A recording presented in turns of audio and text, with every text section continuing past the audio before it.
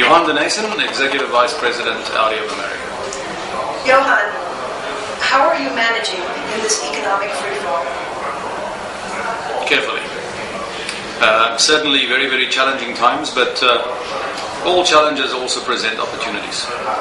We've had the advantage of Audi having built up very considerable brand momentum and still a good amount of showroom traffic and general interest in the brand, and we've been sheltered a little bit from the sharp decline in sales volumes by a very robust order bank. But clearly, difficult times, and we will not remain unaffected. Are you going to have to cut production or cut employees? We have got no plans at all to cut employees. We will balance production to get our inventories into alignment with the sales projections. But we go into this economic storm in a very strong position, and that certainly stands us in good stead, and we will leverage our position of strength. We have every intention of emerging on the other side, because these days too will pass in an even stronger position than we are today. Have you seen any increase in liquidity in the credit market, people buying more on credit?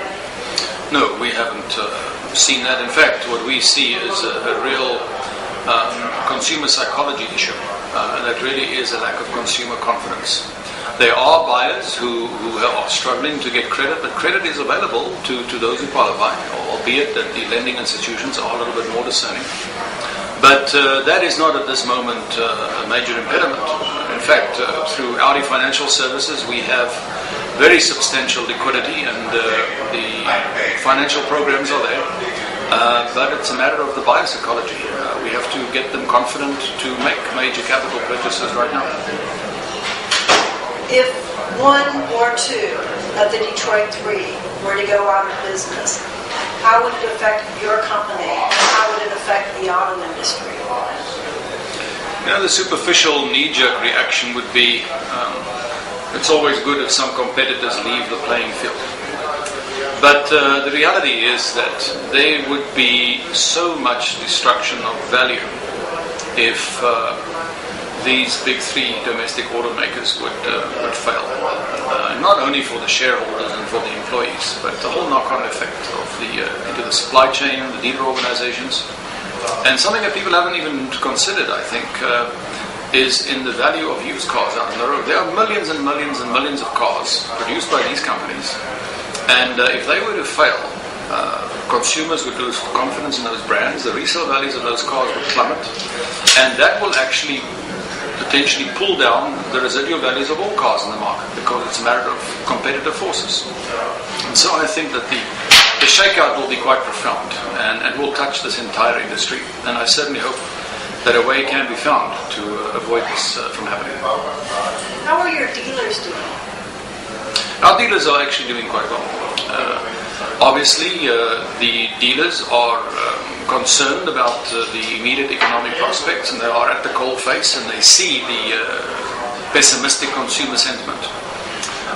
But Audi has really been on the resurgence, and dealer profitability is one of our strengths. Our profitability level is significantly higher than the industry average.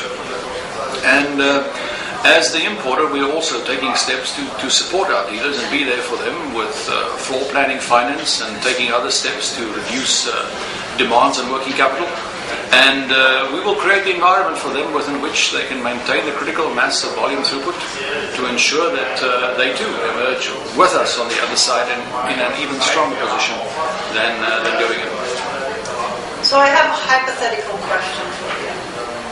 If an Indian auto manufacturer would buy Chrysler, and or a Chinese auto manufacturer would buy General Motors, how would that affect the auto industry with them coming over to the United States? I think as long as the production base is maintained here in the US, ownership in itself doesn't really upset the apple cart too much. And how would it affect your company? Not at all. Johan, thank you very much. You're welcome. Thank you.